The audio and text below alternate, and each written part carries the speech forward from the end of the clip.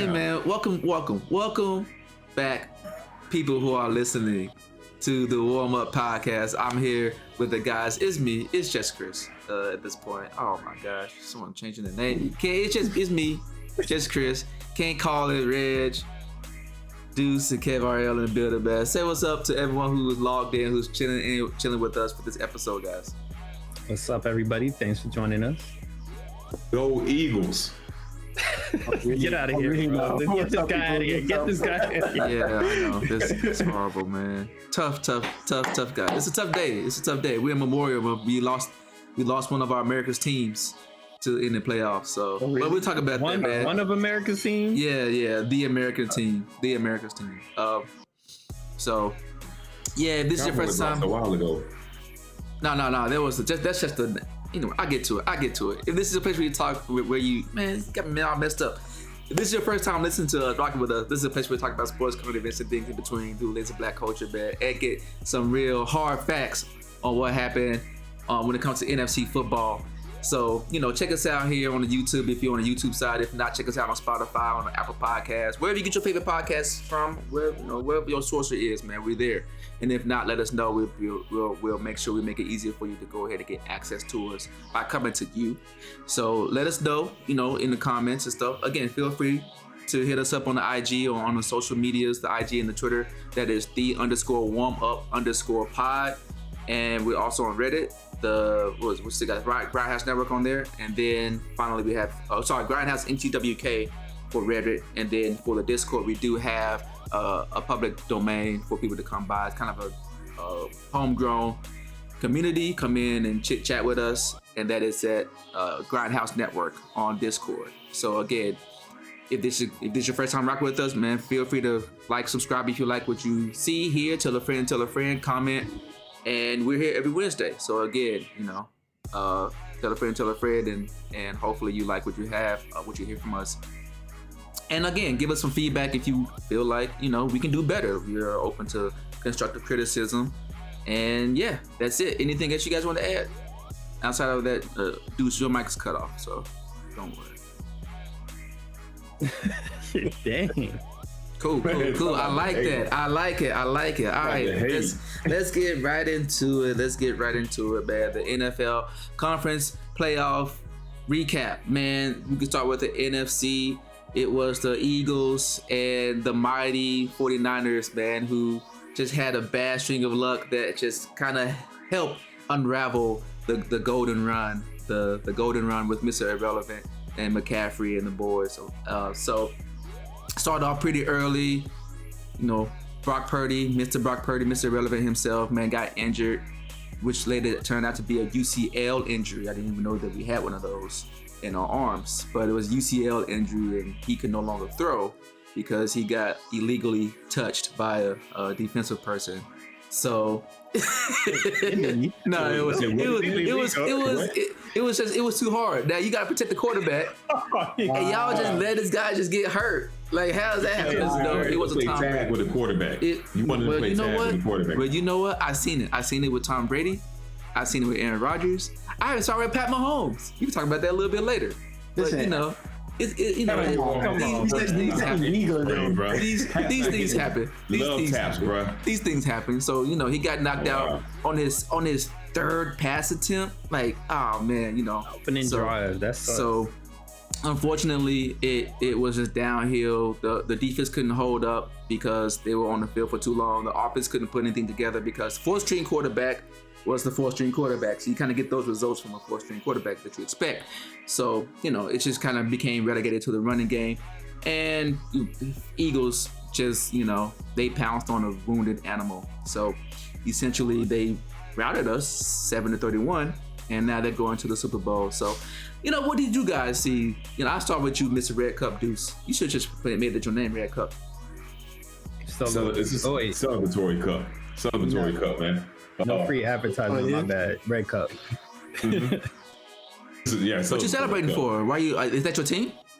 Well, Eagles, Jalen Hurts, man. Even though he left us and went to Oklahoma, still an Alabama dude. You know what I'm saying? So I'm gonna ride with Alabama all day, every day.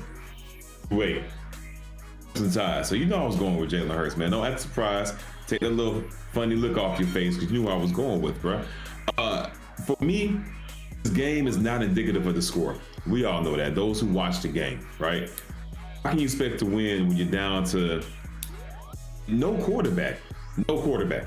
They brought Brock Purdy back out, which, like, the guy can't throw. Why is he out there? This is just, he get injured worse. And I think in this season, his health could have been, I don't want to say highlighted, but it's been like a main concern going back to Tua, right? What are you putting Purdy back out there to do? Before the Eagles are thinking, oh my God, the guy that went 4-4 for 23 yards is going to bomb it on us. Nobody was for. Nobody was for. I mean, Christian back there or something, man. I don't know, but not Purdy. I've heard some people saying, why didn't you run a Wildcat? Why didn't Shanahan do this, that, and the third? I can blame Shanahan for that, man. That's stuff he don't practice for. He's always, the Niners have shown next man up mentality with the QB. That's what's been working. Nobody's going to plan that Brock Purdy's going to get injured in like the first half. He didn't plan to have Brock Purdy play in a playoff game at the beginning of the season. Yeah. But just to answer your question, man, I think it was not a game that the fans wanted to see. Yeah, the score looks like Philly dominated, but come on, man. Any NFL team should dominate another team when the passing game is ineffective. The passing game is non-existent. Thus, you only have to control one end of the ball, the run game. And they were stacked. I thought I was watching the game from like the 90s. They were stacking the box playing against Barry Sanders. I thought Barry Sanders was in the backfield for the Niners. So it's not indicative. I want to give a shout out to the Niners defense, to Miko Ryan. I think the score should not be indicative of, it should not be against the Niners defense, man, because doggone, the Eagles only had 121 passing yards, man. They kept Hurts in check. Running game got away from them, but over time, defense stayed on the field, they're gonna get tired. So the score doesn't show the real game, but it's not the game that we should have had in the playoffs. So the Niners did their best. You thought, Rob? No quarterback in the second half. I don't want to do that, Brock. Half a quarterback. A quarterback with legs. A quarter of a quarterback. Yeah. Yeah. So what are you gonna say, Kev? I was asking if you felt Rob. Who? Me? Kurt. Oh. The game as a viewer? Yeah, because you don't want an injury to change the nature of the game that much, right? A kicker, okay, I don't want anybody to get injured. Let me put that out there.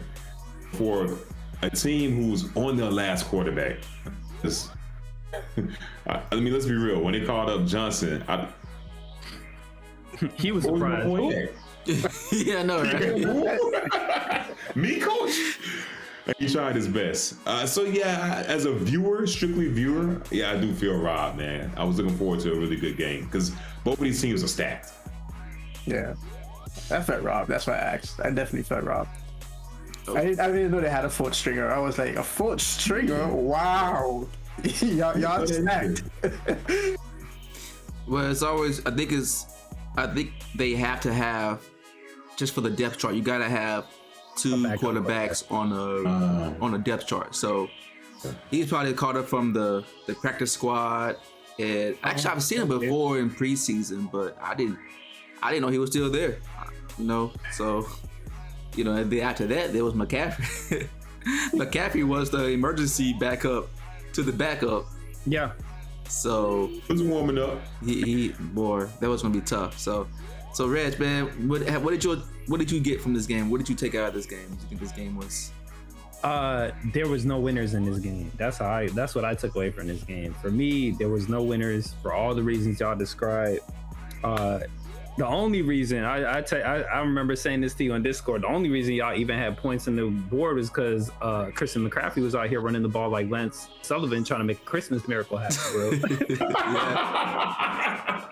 He broke like 2 or 3 tackles to get that touchdown. Yeah. And that was about all the glimmer of hope y'all was gonna have. Yeah. I think it wasn't for that, y'all probably would have had 3 points on that drive and that would have been it. The defense, they were doing their best. I feel like in the beginning there was a lot of ticky-tack fouls, keeping plays alive that got the Philly Eagles some points on the board. And then after that, like y'all said, they've been on the field for quite some time, but nothing to keep the drive alive. It's just the defense being on the field the whole game. They start making silly mistakes and just start letting, you know, plays get by them in terms of running game or whatnot. But that's how I saw it from 49ers side. From Philly side, all that carrying on, celebrating after every play, doing all this hoopla. I understand the energy, the intensity is what y'all work hard for, but they're running the ball every single play. They brought and you know, I thought the same thing Kurt did. I'm just like, y'all brought Purdy out here to not throw the ball. I think he threw the ball twice after coming back from the injury, and those were screen passes, and there were nothing more than 5 yards or so. And I feel as though they said Christian McCaffrey was technically the next up on the depth chart. I feel like they would have ran him as a quarterback had he had been in the system longer. I think the reason that we saw Brock Purdy on the floor is because he's the one that knows the playbook and the personnel and how to actually coordinate the offense on the floor, on the field. I feel like that's the only reason they played him, because he literally just didn't throw the ball. Like, if Christian McCaffrey was in there, at least you have the option of him just taking it, handing it off to somebody else. They tried a couple wild cut plays, or just, you know, doing some 5-10 yard throws when you need it. It seems like he has the arm for it to a degree. They didn't game plan for that, so it didn't work out. So that's what I saw from the game. Ultimately, I thought it was mad corny. They over here singing and doing all this. It's just like, it wasn't that type of victory. Like, if I was a competitor, I wouldn't have been that juiced about it. That's just how I feel. I would have been juiced about the position, but I wouldn't have been like, they was carrying on like they just won the toughest game ever. It just seemed corny. Yeah. And that's how I saw it. Man, you gotta celebrate the wins, man. You do. Don't get me wrong. You definitely gotta celebrate the win. I think it was more that they're going to the Super Bowl than anything else. I think it's about the game, but it's more about where we're gonna move on to. At the end of the day, that's the goal. Everyone's trying to get to the Super Bowl, so I think feeling that feeling in that moment, it's gonna be hard to just be like, oh well, I didn't get there with a tough battle, therefore let me not celebrate. Like that logic is not gonna play into the excitement. It was like second quarter, they was getting plays for loss of the yards and doing all the, like, it wasn't. I understand what you're saying. Like right when you get there, you're like, okay, that moment. It wasn't. If it was just that, I could have understood it. It was the whole game. It was acting like. Gotta keep it hype. You gotta keep it hype. You gotta keep it hype. At the end of the day, like I think Chris said, what they did, they you know, they took them while it was down. But at the end of the day, you gotta take them while it was down. Like, even when you're down, sometimes the animal could get real wild and crazy. So it's like, yo, don't be taking them for granted because they're down. You better finish them off. Yeah. And at the end of the day, they did that. Because to me, it was a bit shady, the game in the beginning. I was like, man, defense holding up. 49ers defense was keeping them in the game. I felt like Eagles had to work for it. And even though they didn't have a quarterback, at the end of the day, offense don't play quarterback. Offense play defense. So they still had to make it work. The only thing they could have taken their foot off the pedal was on the other side of things. They knew they weren't dealing with a strong quarterback in a strong quarterback position. So the Eagles defense got away, but the offense still had to show up. Yeah. So. Yeah, but even with the offense, like I said, it started off like in the first half. I feel like there was a lot of they could go either way, but there was just a lot of flags that kept drives alive that seemed like they were gonna fizzle out. So even then, so when like y'all talk about with the final score, like granted what was going on in the totality of the game, that's why I said there's no winners. Like that effort they put out there is not gonna get them to beat the Chiefs. That's just gonna be actual and factual. Because I don't even with the high ankle sprain, even with that high ankle sprain, I don't see the Chiefs giving up 81 yards in the penalties. No. I mean, we didn't see San Francisco give up 81 yards on penalties either all season. This has been like the worst penalized game that I've seen, and it wasn't like, you know, spread evenly throughout 4 quarters. There were just like drives, like third and 8, and then it's like a holding, defensive holding, or you know, mask in the face or something like that, roughing the passes or something. Exactly. And I'm just like, yo, this doesn't even make any sense. Like, why are we calling these things like? It's like, exactly what I'm saying. And I know Jalen Hurts, this might be his first time, but this is not this franchise's first time. And I just feel like if this was the Warriors, and they had a win like that, they wouldn't have been as hyped about that win. They would have been like, yo, we got work to do. Yeah.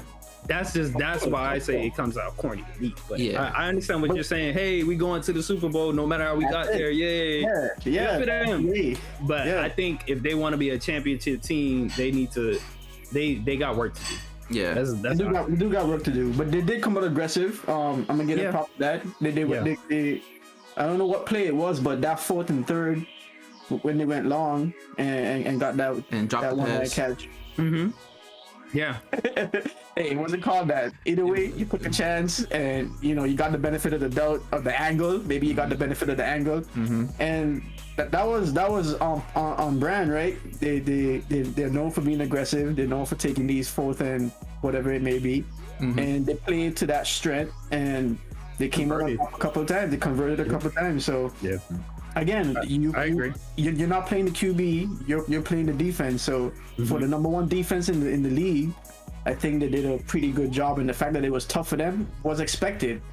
Yeah. Is the penalties that you keep saying. It was like, man, thank God for the penalties, because if you're an Eagles fan, thank him, because if it wasn't for those penalties that kept stacking up, it could have looked different. The game could have been completely different. Yeah. You spelled Goodell wrong, but that's fine. We can get into this. This is my conspiracy theory on this, right? Okay. So, real quick, man, did y'all notice that what's that guy's name? The President Biden was in the box with Goodell. Oh, he was? No, I ain't Oh, y'all didn't notice I that? didn't see that. Okay. Oh, okay. Was it Dark Brandon or regular Brandon? I don't know. I just know it was Joe and Jill. They were just enjoying the game. You guys know where Joe Biden's from. Was Joe awake? Wow, I couldn't help it. Not Sleepy Joe. I couldn't help it. I'm sure he was awake. It was too loud for him to take a nap in there. But you guys know where he's from, right? He's born in Scranton, Pennsylvania. He's a Philly fan. Oh, okay. So anytime you see Goodell in the same, like, rubbing elbow with someone who was, has some linearity towards a particular team, we can reference the Patriots and Robert Kraft. They have a tendency to let these calls go certain ways. I've never seen 11 penalties, defensive holding, defensive pass interference, just false starts after false starts, like delay of game. Like they had a delay of game. I was just like, bro, was this also the same game where I saw like there was a play where there was like a heavy defense offensive holding, and then while the person was being held for like 5 minutes, they put their hand up in somebody's face mask, and they ain't called the offense. They ain't called the they called the illegal use of hands. Like, it was just. I was just watching. I'm not even a diehard 49ers fan like that. I was just like, yo, this too much. You know what? Again, at the end of the day, you got to put points on the board. At the end of the day, you got to prevent the other team from scoring. And at the end of the day, Philadelphia's did both of those pretty well. Considering they had a good defense and they're having a pretty high power offense that can throw up points on the board with the best of them. Nothing disrespectful to the Eagles outside of them getting like extra just like rowdy towards the end of the game. I didn't really care for that, just chopping, because like I said, you guys do what you guys had the advantage once there was no quarterback. But anyways, that's neither here nor there. But to me, I felt like that was something that I was very glaringly suspicious that you have. Anytime I see Goodell in the building, I feel like the glitch is going to happen in the Matrix. Like he's going to do something. Something's going to happen, and you just got to figure out who he's talking to, where he's at, who's laughing, who's having a good time, and you can kind of see how the game's going to go. But that's just me. I'm a conspiracy theorist on that. I'm not really a big, the game is rigged, but I do think, when Goodell's in the building, that's when all the magic happens, all the bugs and the glitches and things like that. But I mean, like I said, aside from that, 2 quarterbacks went down. Very bizarre. In one game. The last leg quarterbacks. You already had your first 2 went down. So your last 2 went down. You gotta put that in the context. What a Oh man, that just sucks. Yeah, and so all you can do is run the ball. I mean, what's the next play up? Run. You don't have no one to throw the ball. It's like kicking. It's like when you don't have a kicker every time it could be a 2-point conversion. Yeah. What do you mean? It's 4th and whatever, 4th and 1 or 4th and 10, or a 2-point conversion. So or it's like playing if he was in basketball and nobody has a 3-point shooting over like 15%. yeah, What we doing? back in the paint. Everyone gets everybody gets inside all that the box, time. boxing elbows. So That's why, like, I do credit them. They were aggressive on both ends of the field. It's just like, come on. But the gravity of the win and like the value of the win, I think that's what it is. Like, And that's not y'all fault either. That's not your fault. Circumstantial. You did what you're supposed to do. You're aggressive on the quarterback. Unfortunately, fell, hit his head. First quarterback. You know, we see that all the time. Ball gets stopped. That's a play. I know you said that's illegal. No, it was perfectly legal. That's what you're supposed to do. They barely could touch the quarterback as it is. Don't even throw that out. Hey man, we need to protect the quarterback out It's here. risky though. Like I'm gonna admit that it is risky. It's not illegal, but I'm about to throw the ball and you're gonna hit my hand like in basketball. Let's completely different sport, but you could go up and block a shot. So if you're trying to block a pass, like block the pass, like you hitting me all on my forearm and my wrist and all over the place. Yeah, Kurt, I know, I understand. Two different sports, but then you gotta have skills in your defense. Like you just can't be all wild with your defense and come just knocking me over all over the place. You know what I mean? I think the fact that it is legal, there is a way where that can also force a fumble. So I understand why they are incentivized to do it. Like blocking a shot. There's a way to block a shot, right? I'm just saying there is a way to block a shot. There is a way to force a fumble without being without causing injury, without a risky play. To me, if you're launching forward like that and you hit me while I'm launching forward, exactly what you think could happen. The torque and the whiplash. That's just like, come on, man. That could always happen. I hear your point. I just think it was a football play. Yeah, it was a football play. It was. It's not illegal. It's not illegal. But I don't want it to be illegal. If you're gonna tell the defender, can't, like, what would be the saying? You can't hit a quarterback when they're in the throwing motion. No, hit him. But I'm just saying, try to hit the ball. You know what I mean? Like, It's tough. It is tough. That's what defense is supposed to be, right?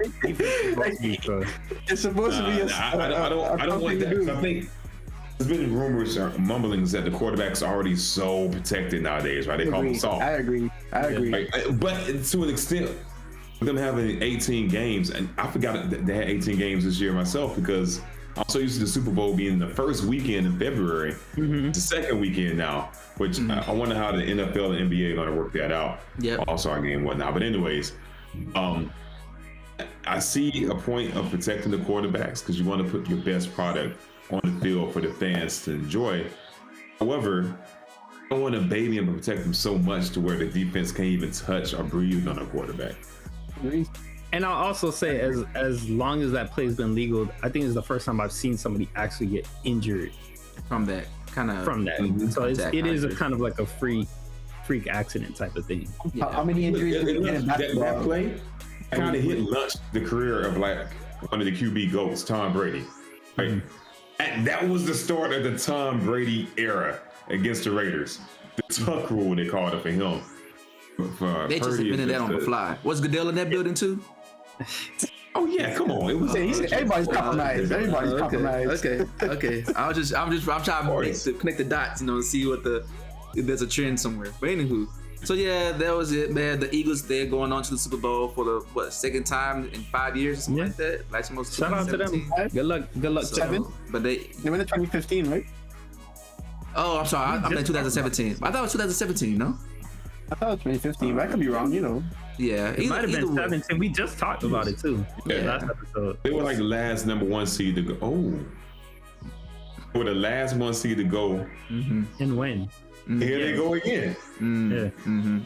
Yeah. So they're the number one seed over Kansas City. I think they were the number one seed in NFC. They were number one in NFC. Both. Both. Yeah. These are 2 number 1 teams now. Number one. Oh, okay. So it might happen again. Well, it is gonna happen again regardless. Yeah.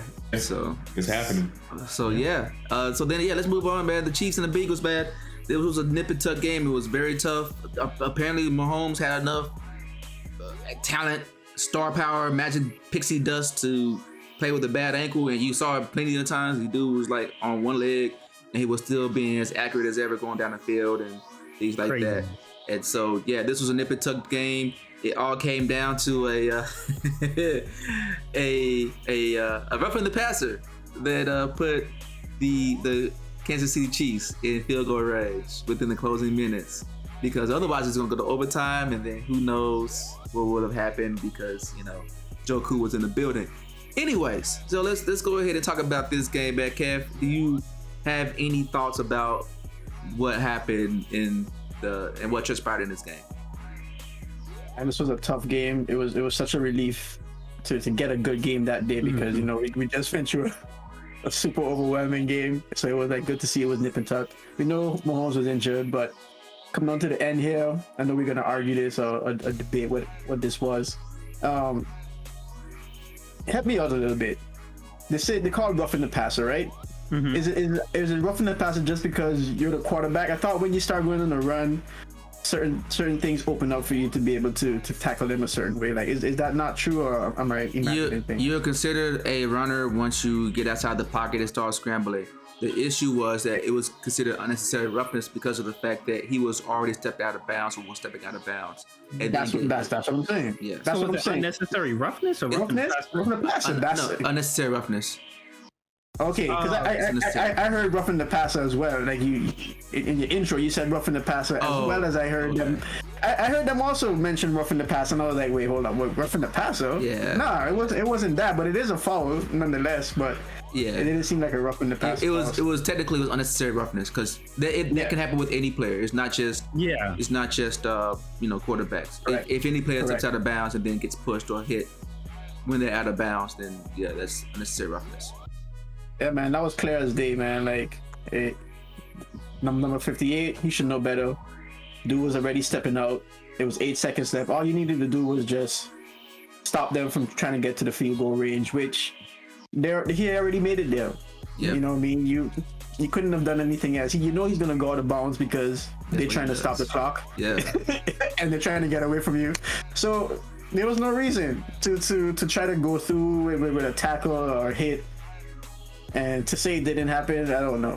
You're gonna have to show me the evidence, because I see all the evidence that I'm seeing is that it happened. It happened clear as day. Before the flag was even thrown, his teammate was like, "Yo, what was that?" Like you could tell the reaction was already there because he pushed it. It was clear as day. Yeah. But so, Deuce, what did you see? Was that roughing the passer, or I'm sorry, was that unnecessary roughness, or is that a? That was not unnecessary roughness, man. Wow. I looked at it. So listen. There's this thing on YouTube, right? It's called the play pause button. Play pause, right? You can do that, right? I'm watching it slow mo. Have this thing, huh?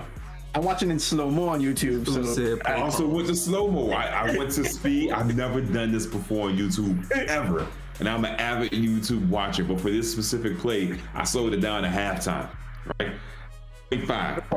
Play pause. Play pause. Play pause. All right.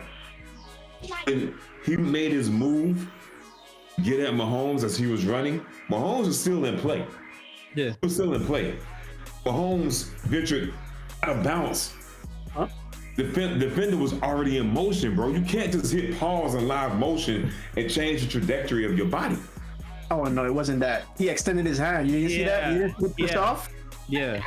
We're not just talking about body momentum. It wasn't that. Fully extended arm. Yeah, fully push off.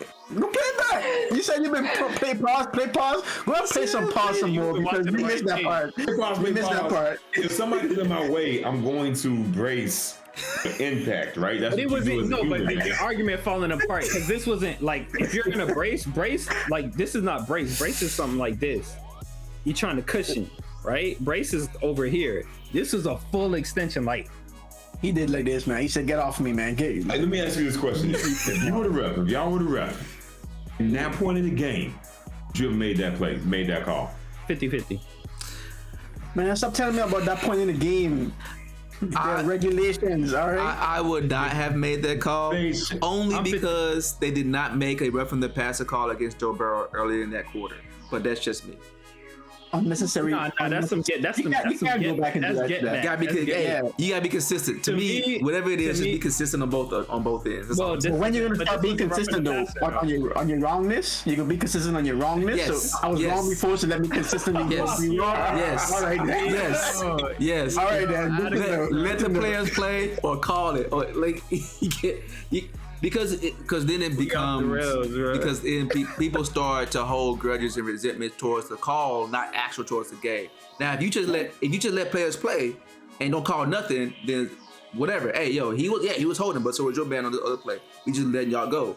Y'all need to chill out. Yeah, but even eventually that gets to people are just gonna be like, well, you letting that go, I'm gonna go harder. Is either way, the referees are supposed to try and balance the game as best they can. That's how I see. Yeah. So you can have them, let them play to a certain degree, but when it starts getting chippy, that's on you because you let too much stuff. Yeah. So you got to manage the game. Yeah. So for me on that play, it's almost like how the new blocking charge is. They've loosened the constraints on what's an offensive foul. To me, that's 50-50. If they called it, I understand why they called it. If they didn't call it, I can understand why they didn't call it. And I can understand why people would have been upset that they didn't call it. So to me, that was 50-50. Yeah. My thing. So, all right, let me read this to you guys. Let me read this to you. All right, because words have meaning. We get right? transcriptions now. This is from the NFL rule book, unnecessary roughness rule when they're out of bounds, right? All right, so I'm gonna read the whole thing. Using the foot or leg to hit an opponent in a whipping motion, leg whip. Parentheses. Contacting the runner with force after they are out of bounds. Okay. Yeah, that was the force. That was the force. The force. Hey, so you go ahead. think Warmup went flying on the ground just on his own? He just decided, I'm gonna just. He's on a bum ankle, bro. He has a bum high ankle sprain. So he just fell out. His ankle just gave up at that moment in time. The best LeBron James flopping demonstration I've ever seen in my life. Hey, Kurt, you need to put down the rule book and go look up a physics book on what force is. You just finished telling us there is no way that the man could have stopped with the amount of force that he had, but somehow none of that force converted over to Mahomes when he made contact with his fully extended arm. The force is the trajectory of his body, but he didn't transfer that to Mahomes. Did he do an additional push? No, but his hands were extended while also already moving in a forward motion. There's force there. You're transferring some of your force from your body to Mahomes, and that's why the bench fell over. That's why people fell over. That force was transferred to a couple different things. He fell over, the bench fell over, and he injured himself. There were people around that kind of had that force happen. You just made the argument on technical reason on why they should have called it. Now was it enough force?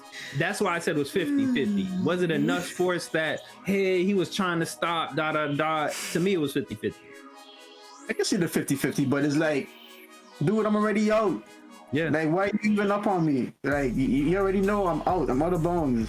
If he would have pulled his hands back, something like that, he would have made it even stronger. Body into him, like you said. If he just had body into him, maybe it would have. But dude, like he was full out, like because in that mentality, like I want to get this guy, and you couldn't. Definition of a stab. There's nothing worse than like, hold on, man, this dude has a bum ankle and he's out running. Like Mahomes, I feel like Mahomes like 40 speed is like 0.1 less than the defender chasing him. Like whoever's chasing him, Mahomes is like a tenth faster than that person, no matter what. That's his speed. But Kurt, when we watching basketball, right? There's two reasons that you foul.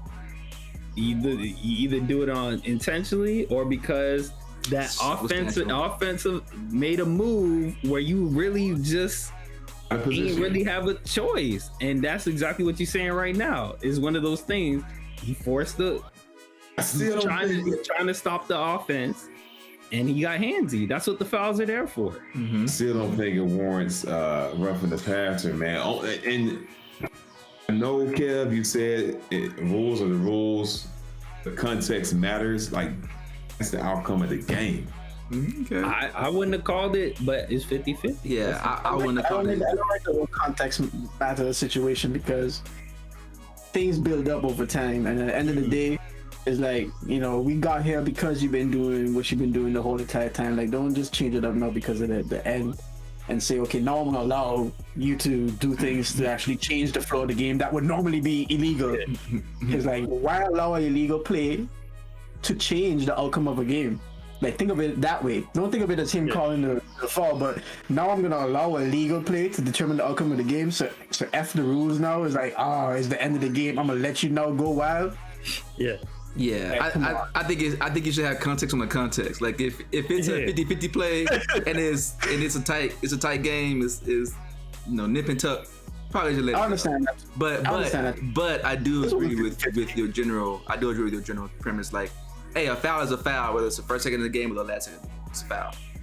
Period. I think the context here is the foul is a foul, but sometimes, you know, these things are real technical. Was force converted? Wasn't egregious enough to warrant that. And that's why it's 50-50 for me. I feel like even though fully extended whatnot, it wasn't that hard of a push. Yes, he fell and all that. It wasn't that hard of a push. I could see why they called it. Because technically, unnecessary roughness. It was unnecessary. Yeah, and it was rough. What else do you want? Hey, Greg, don't act like an elementary school teacher breaking down a word. No, don't do that, man. It was unnecessary. People should have known better. Like, talking about the referees and all this stuff, but yo, he gave the referees an opportunity to make that call. Like, tighten up. Yeah, tighten up. Yeah. Quick recap on the game, though. It was a good game. I didn't watch it as much as I watched the 49ers game. That 49ers game was a little exhausting, but it was very tight. Every time I looked at the scores, neck and neck the whole game. So the flow of the game. Interesting thing, when we were just talking about the divisional rounds earlier, Joe Burrow, despite being on his second legs of O-line, they had a great showing. I was reading up. I'm like trying to figure out, the O-line supposedly kind of worse because they're on, you know, a lot of injuries, but he had a great game, and they were talking about how he improved his release times and all these other, you know, factors. And I think against the Kansas City Chiefs, they weren't able to protect him, and he wasn't able to find targets as quick as usual because he got sacked 5 times? Yeah, 5 times. He was tackled more than that. So it was a big beating on Joe Burrow. He took a lot of hits. He's getting banged up. So tough game. Yeah. It was on him. So tough ending. Yeah. Intentional grounding. He got that once. Intentional grounding. He did it twice, but I was like, I have to look it up. The same time I Googled, does intentional grounding still exist? I heard the rest say intentional grounding. I was like, oh, okay. I'm like, why y'all not calling this? To me, that was the second time he did that. He was like about to get sacked and he just like toss it to the floor. I'm like, nah. Was he outside of the thing box. Is, if you're outside of the two lines in the middle or the box, it's not literally the two lines. There's lines at the line of scrimmage because it can shift. If you got to be outside of that zone. Yeah, he was still in the quarterback box and this when he threw it. And he claimed he tried to throw it at Hayden Hurst, I believe, or maybe the running back. But it was nowhere. So he got away with one then.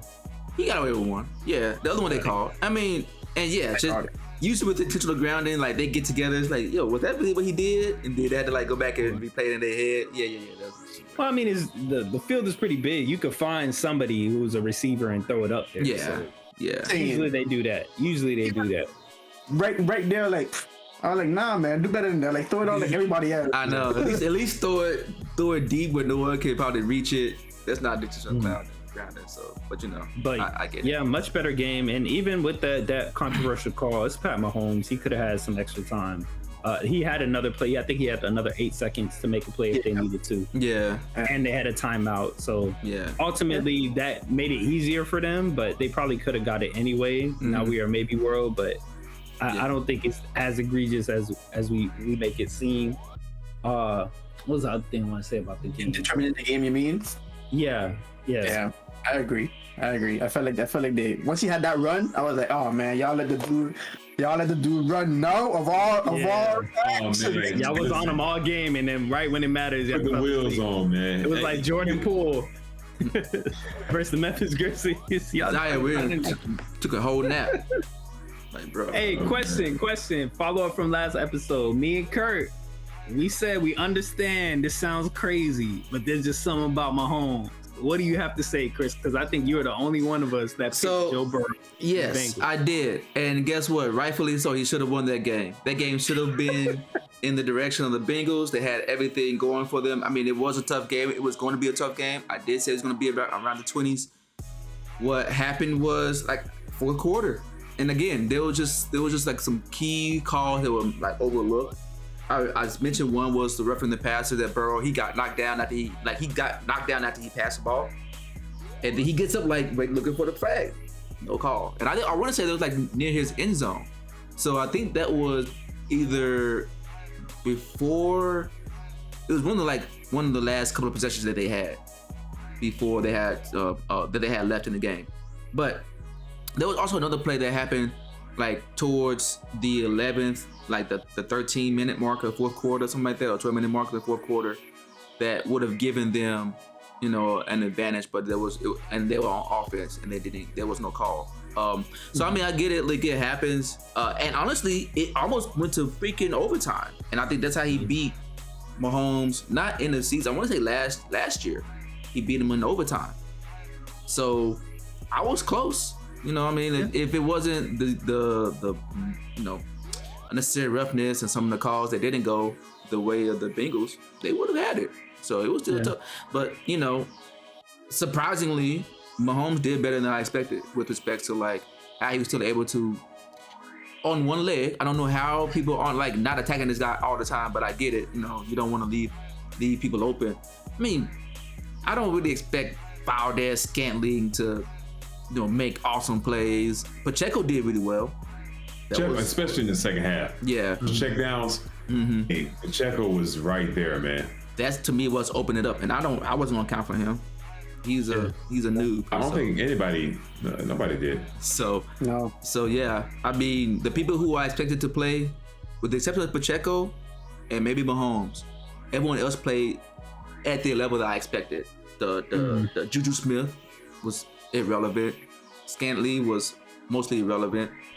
Pacheco was one who opened the game up for. Kelsey always does what he does. Kelsey always gets his points and passes. So, but they were on him though, so it was difficult. Yeah, it was a tough one. It was a struggle for Kansas City. It wasn't looking like they were going to win. I'm gonna be honest with you. It was. I was like, man, Bengals. The whole game the whole feel of the game was like, it's gonna be Bengals. And I feel like, given the circumstances, OT definitely would have been in the favor of the Bengals, just because I think he's already playing on an injured leg. Like he's doing phenomenal, but that has to be taking its toll. Yeah. And Juju was out. Don't forget, Juju got knocked out in the third quarter too. Yeah. So he throwing two. Yeah, there's nobody to stretch the defense. So that was part of the struggle. So, do you think he's gonna be available for Super Bowl? Because that could be a big. Who? Juju. They said the last thing was put out was that Juju could barely walk up the stairs to the locker room. He was hurting real bad. So we'll see. Yeah. We'll see. You know, we had an injury. If I had an injury, I'll be out for like 2 years. You know, NFL players, man. They give him that shot. Yeah. They give him that little shot and they good. That's crazy. Go. Yeah.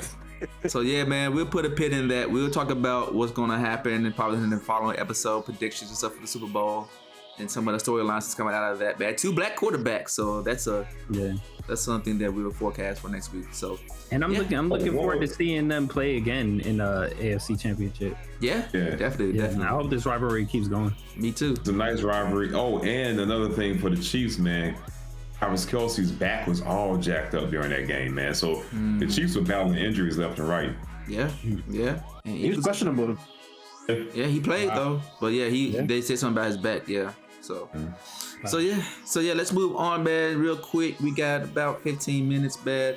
The referee calls, man. We saw that there was a big no call happening in the LeBron versus Celtics, because that's all that really matters, right? The LeBron versus Celtics, where he was driving towards the closing seconds, and he gets a nice little slap on the arm as he drives up for the layup. And I mean, if you guys didn't see the reaction, the demonstrative reaction that LeBron had about the no call, crying on the floor, rolling, you know, and looking like he just loved it. Go ahead. Dude, yeah, he was crying. His hands was in his hand. He was hurt, man. He was on his knees. You know, the dude looked like he really lost his passport. That he was out here like some country that he did not want to be. He was in Russia. He didn't have a passport. It was hurtful. You gotta understand. If it was a shot and you maybe like hit my hand or something and you missed it, whatever. You know what? It was a 30% chance I would make that shot anyway. But I'm like, I did all this action to get myself to the cup, and y'all just took it away from me like that. Oh man, yeah. I'm hurt. Well, you know, the In the words NBA. of Stephon Diggs, y'all just want him to be happy. Like, come on. I mean, I don't have a problem with it, but you know, the thing is that you know it happens, and so you know, there's the last 2 minute report and all that stuff, and they all admit it. NBA's admit it. Oh, our bad. You know, yeah, we missed it. But you know what? You can't do nothing about it, right? The damage is done. The L is in the books. They lost in overtime.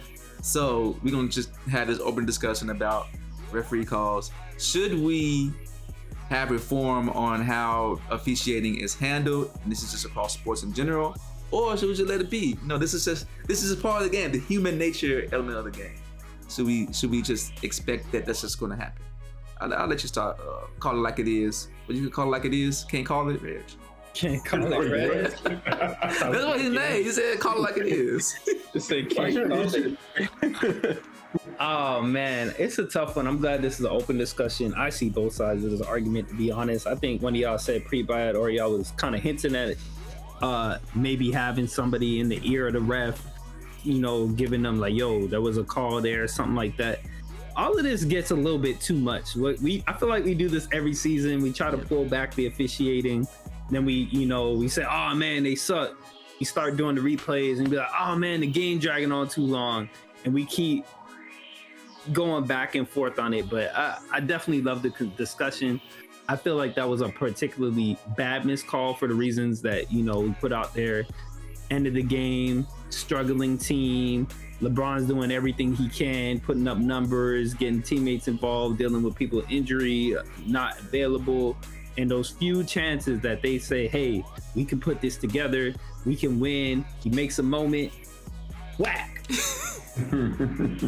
Nothing. You don't hear anything. And you know, on the other end, there was some calls that were called that maybe could have got that same kind of, hey, just let it go. But I will say, I posted in one of our links, they were actually saying when you look at late game calls, Lakers are actually kind of favored overall in getting the right calls this season. But, you know, at the right time, it seems to have not been working at the Lakers' favor because those games that are really close and they need these wins, they really need it. They're really out. The West is tough. They started off flat. I think they were 0-5 before they finally got a win. And it's tough, man. I get it. That was a bad missed call, though. That was a bad one. All right, Kev, what you think? I like that, though. Yeah, I mean, I don't want to slow the game down. So if you could do it in a way that doesn't slow it down, and like I was suggesting in pre-pod, I saw in the NFL game, I can't remember which one it was, but dude threw a challenge, and before his challenge was even like fully taken into account, they were like, nah, don't worry about it. We already did the replay. We saw it. It was a bad call. You keep your challenge. And I was my mind was blown, you know what I mean? First of all, I didn't know you could like give back a challenge after it's already been issued. I figured once it's issued, that's it. Whether or not we replayed it, you already used your challenge. And that amazed me because, you know, I don't watch football or that. So this was, I don't know if this always happens or this happens frequently, but since I've been watching the playoffs, I've been seeing these quick calls get turned around with these guys, whoever is up in the booth doing these replays, what they call instant replay refs. And they only got 90 seconds before they can to view it all. I think that's too long for NBA. We can't give you 90 seconds, but as a viewer watching the particular one with LeBron, I mean, the replay was like instant, and it took me like 20 seconds to see, oh yeah, that's clearly that was a foul. Like, let's just move on and say it was a foul. And it's at the end of the game. There's nothing to lose here. So if at any point in time we're going to issue a little bit more critique or a little bit more scrutiny on the calls, it should be at that particular time, at close to the end of the game. If it slows down at the end of the game, we won't really argue about that. I've been watching basketball for years, and to me, 2 minutes always take 30 minutes. That's like a normal thing in a tight game. So I kind of like that because it's almost like a World Cup with the VAR system. You just call it out and then you can review it. Like you said, it's the end of the game. But at the same time, I think what it would change is that dynamic that the end of the game in the NBA is the end of the game. When the whistle is blown, that's it. Like whatever it is, it's left on the field. If a whistle wasn't blown, it's a wrap. So it kind of changes it. And now we got to finish watching the game and then wait and see if the game is really over or not. And I don't mind that. I don't mind that. Man, they do it in the NFL all the time, man. Like, man, the touchdown, we gotta wait like forever. Like, was it a touchdown? No, come on, man. Like, let me know. Like, let me know. So I'm like, yeah, develop some patience, man. At critical moments. So for the football one, if he didn't throw out the challenge flag, would they have just let the wrong play sit there, even though they reviewed it and knew it was wrong? No, I think the instant replay refs caught it. Oh, okay. Before he even got the challenge. He threw the challenge, but the instant replay, they're already on it, and they're already done. They're already done flagged. They're done communicating. So we like, oh man, put your challenge back in your pocket. Our system has already taken care of identifying that as a bad call, and we've corrected it just based on the system that they have in play. You know what? Some of this stuff I don't mind. Like for example, let's say they review the play, like they do, like you said, foot on the line, right? They'll just mark it down either way. Maybe it'll give you the free throws. But let's say after the fact, they go back and look, actually it wasn't a foul. Take off the points. Okay. That's wait. Say it again. Say LeBron, they gave him the foul call. They go review it and be like, oh, you know what? Actually, it wasn't a foul. Whatever free throws he missed, just take it off the board. I think it should be more than one ref looking at the screen.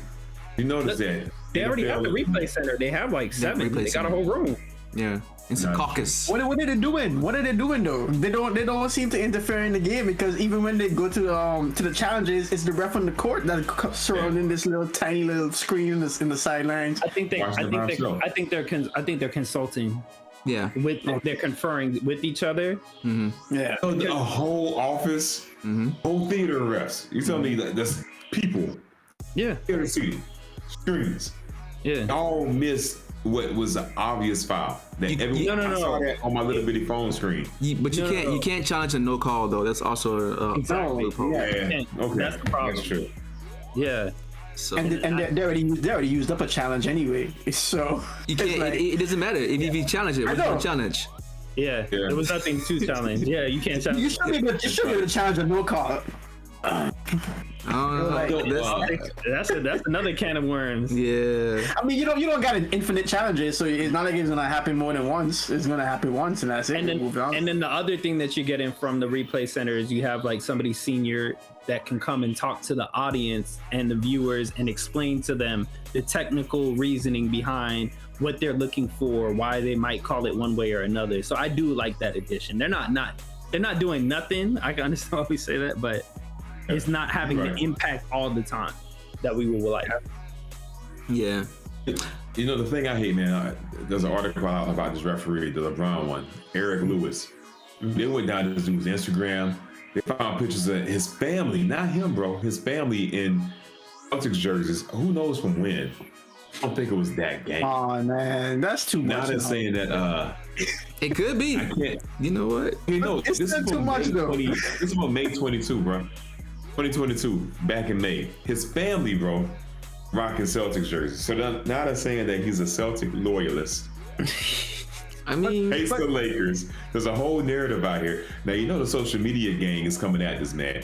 He doesn't deserve all that, bro. No, he doesn't. He doesn't deserve it. I agree. No. And people were talking about fining them for missed calls. You also don't want to do that. You also don't want to do that. If I come to your job and you make a mistake, I'll be like, I'm docking some of your pay. Yeah. You just put the wrong paper in the wrong bin. I'm taking some of your pay. Like, nah, you can't be doing that to people. Like, I make a mistake at my job, now you want to take away some of my revenue? It's like, nah, that don't work either. Please. That's not a good idea. Yeah. I'm cool with the no call. It happens. There's a lot of non-call that happen. I'm tired of you saying it happens. You're probably just thinking about that Memphis game and the moving screens that you thinking you like, oh, it happened to me. So look at it. It happened to you. So it happens to all of us. A moving screen off the ball is completely different than one man, all eyes on him. Everybody's watching this play, including the refs. What are you gonna do? He's driving to the hole. What are you gonna do? He's gonna lay it up. What's the defense gonna do? And you missed that. What else were you looking at? He was probably in there with the game like, oh man, it's gonna be a good layup. Oh, he missed it. Sometimes you get caught up in the moment, man. It happens. It happens to the best of us, man. And he was right in the baseline. If you watch the replay, he was right. He was right there. And maybe for that fraction of the moment, he was a fan. The guy, the ref, right? Eric Lewis. Celtics are 36-2 whenever he refs their games. Hey, home court advantage. Sometimes the internet sluices on it, bro. I don't know, but I'll say this. I am okay with that's one mistake, right? When we go into this, we look at it. We have these 2-minute reports. We catch these things. When we go into who's coming back next season, if we see new faces and some old faces go away, I understand why. That's all I'm gonna say. And they are judged by their amount of missed calls that they got that they missed and the ones that they got wrong. Like that happens. So I mean, that's how they select their playoff crew and all that stuff. So those things make a difference. So again, you think it's because of the Warriors? I personally, I'm over that game. It is what it is. You have to be. And because it's that's just part of the game. Draymond sits on people sometimes. He moves screen. He does moving screens. He does. He does a lot of stuff on that though. Chris always been on that. Whenever we had these conversations, he does a lot of stuff. Shit, there's so many things that led up to it being that close. Yeah, there's so many things that you could have done. There's so many missed free throws. There's so many you could have got more boards. So Chris has been consistent on that. And people say that John Morant travels all the time, and I don't disagree with him. I'm like, yeah. He travels, so call it. Either or they're not gonna call it. But name a NBA star that doesn't travel, or carry, or either or. Shaq. Oh, he's current player. Current player. What's that guy's name? Giannis? Bogdanovich. He's a fundamentally sound player. Yeah, Bobo, he doesn't do that either. Fundamental. So, yeah, that's some players. Huh? They've been calling traveling though. They've been on traveling. They've been on it, and then palming. Yeah, Carrie and them be getting on that too. Hella. But everybody travels. I think some people traveling is a little bit part of their game. But everybody travels. He's talking about you, James Harden. Wow. Yeah, that's true. So you're getting penalized now though. So you keep doing it, please. I'll take those turnovers. There you go. So anything else y'all want to add on the play calling?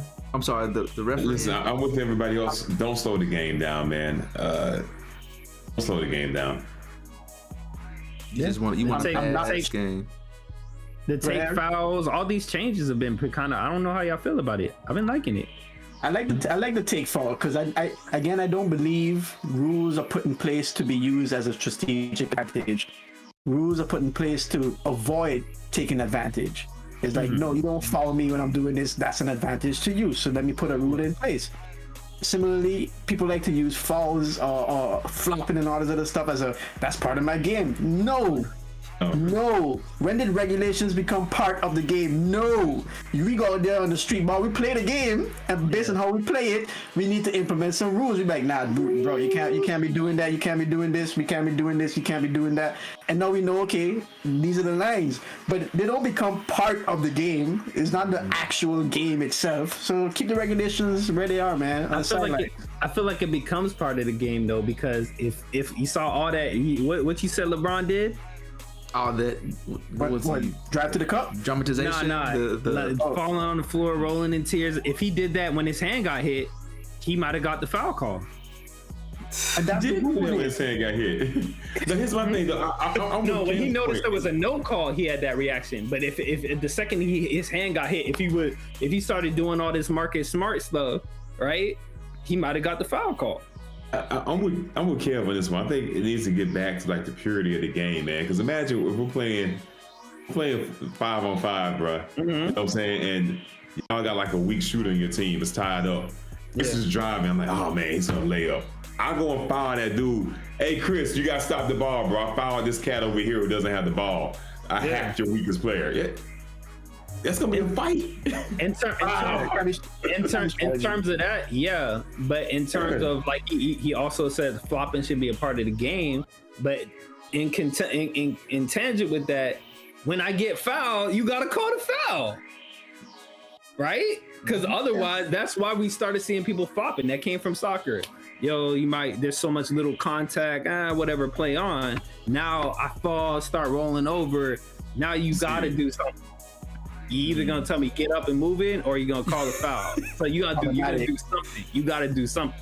Problematic. And that's on his way into basketball, because I'm getting hit on my hand. I didn't see it. How could I know? So now I get hit on the hand. I start doing like this. Oh, my hand don't work no more. Now you like, let's take a look. Let's get somebody to look at his hand and let's look at the replay. Hey, bro, it should be like spades, bro. It should be like sandbagging. You know, like keep counting sandbags. They should keep kind of flopping during the season, bro. I don't know what the penalty is gonna be. If it's deemed you flop too much and you reach that quarter, something should happen. I agree. The team get 2 free throws. I don't know. Yeah. I don't know what that looks like. But keep attention. No, go ahead. I was gonna say it's one thing to bring attention to a call that's being missed. Is another thing to say, oh, I'm just gonna do this to garner a call. You know what I mean? It's like, oh, I'm gonna do this just to bring a call my way, as opposed to, man, you just hit me, referee's not seeing it, now I need to react a little bit so you can see it. Even though I'm doing promote it, I think there's a slight difference between drawing attention to an official foul versus I'm gonna do this just to create and manufacture a foul that wasn't even there. I agree with that. Okay. One thing we didn't touch on is that this brought us probably one of the greatest moments in basketball history. When Pat Bev went and brought the camera to the attention of the ref and showed him in real time, this is the foul that you missed. Can you see it now? Can you see it now? Hey, I don't think he got a tech for that. Hey, well-deserved tech. Well-deserved tech. Well-deserved. They keep saying that. They keep saying it's well-deserved. I'm like, nah. Any one of us that make mistakes in life, you could put me up on my mistake. Don't give me a tech because I'm putting you up on yours. Hey. That's man, called. You gonna get a tech. That's the kind. That's the tech that you want to get if you're gonna get one. That's called what, Chris? It's called upstaging the referees. They don't want no grandstanding. That's all it was. See, I'm not with that either. Like, you know, that's never been my vibe. You know, I've gotten enough arguments and fights with my boss over that. People are like, but he's the boss. Well, he's wrong. You know what I mean? That's how, like, he's the boss, but he's wrong. He's the boss and he's wrong. So I don't think they're against them calling, like, because they talk all the time. I think it's just they don't want it to take away from the game. Yeah, I think that's more so what they don't referees being undermined and diminished, like in public. I think it's like a public display versus you know, correct. So yeah. Number 2 to that is a Twitter exchange between Bron and Tatum. Oh yeah. Bron posted the steals and said, "Good block, Tatum." And Tatum was like, "Oh man, the last minutes of that game was a blur." So perfect answer. Yeah.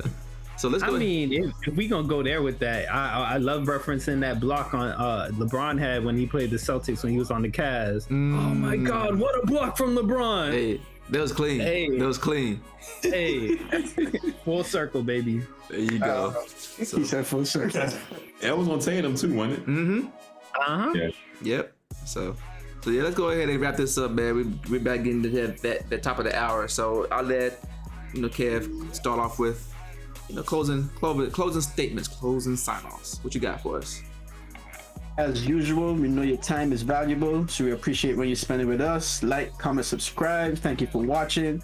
Let us know what you think about the episode and what you want to see coming up in the pipeline. What we got predictions coming for the Super Bowl, and probably gonna talk a little about the All-Star game. So if there's anything you want us to talk about other than that, let us know. We here every Wednesday, like my man will remind you. Yep. Cool. Don't call it a comeback, Reg. What you got? Are we doing Pro Bowl predictions? I can predict I'm not gonna watch it. I can predict I'm not gonna watch it. Oh my god! Not watch it. It's flag football It's now. flag football. Ain't even a dunk contest on a Saturday. I don't understand. And then they got some no-name quarterback that only played 4 snaps this season playing. Man. Anyways, thank you for watching. We value your time. We know you can be anywhere. Thanks for rocking with us. Like, follow, subscribe. Hit us up on all the socials. Listening to the pod or watching the pod, just let us know what you think about the product. That's it. Cool. All right. So what we got for the history lesson this go around? We got two points. One is crucial, man. Chris, your pick was wrong. The Niners. Circumstantial loss. I mean, no one can predict such a impactful loss to the lineup, but that's okay. Go for it. But you gave like the guarantee, but well, I mean, I didn't know that Joe Biden and Roger Goodell was going to be in the building. If I knew that they were going to be in the same conference box suite, rubbing elbow. When I saw them giggling and laughing, I was like, oh, I know this is. It should have just my spidey senses just start tingling like, oh yeah, this is gonna go downhill. I didn't check the guest list for the stadium, so my bad. Oh man, all right, this is not a quiz, man. It's more of a factoid. One for like the unsung heroes, man. The man on the line, Lance Johnson, man, right tackle for the Eagles, bro. 57 pass block attempts, man. 57 times people came at him. He's allowed not only 0 tackles on Hurts, 0 hits, bro. Like the Great Wall of China. So Lance Johnson, amazing right tackle. Just want to give him a shout out because the linemen, especially our old linemen, they don't get enough love. They don't. They don't. So cool. I didn't know about that. I don't really follow the Eagles like that either. So they're not. They're not in the NFC West. So yeah. Cool. They're not what? In the NFC West. So. Oh, okay. I feel like that 49ers result might have just been karma, Chris. It could have been. How the last man standing is Christian McCaffrey. Who would have thought it? Exactly. Everybody else hurt. The last man is still up. And the most hurt person in the Chiefs is the one that won the game. I mean, yeah, it had a little help. Had a little bit of a nudge into the right direction, but it's okay. Nudge by the ref or nudge by the player, defense player. A little bit of both. A little bit of both. So as much as I love to hate on Shanahan, man, I can't put this one on him, bro. Nobody can compare. Nobody can prepare for not having a quarterback. If you go into the game, I got a quarterback, and then snap. And even you had a backup, and then that backup went out. I mean, he was out before he was even in. I mean, yes. Yeah, true. Yes, but I think he just kind of like I don't want to play no more. Kind of fake that he just laid it. I don't know my head. I don't want to play no more. I'm tired. You see how hard he hit me, coach? Nah. Yeah. So cool. Yeah, this is just Chris, man. It's been a terrible week of NFL games, so terrible series of events. The referees and the powers that be were the ones who were the MVPs. So, show them some love, show all the referees some love. And, Shout out to Joe.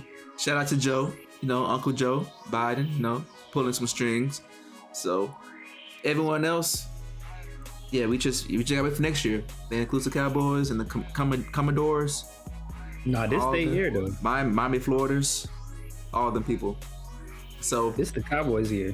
Oh, okay. They gonna be in the Super Bowl. Hey, in attendance. So yeah, if you like what you hear, man, like I said, we're here every Wednesday. Like, follow, subscribe, tell a friend and tell a friend, comment, and any of all that stuff, man. We'll make sure to engage with you on YouTube or the social medias. Like I said, we're here every Wednesday. So until next Wednesday, guys, I hit you with the deuces, man. So later, guys. Peace.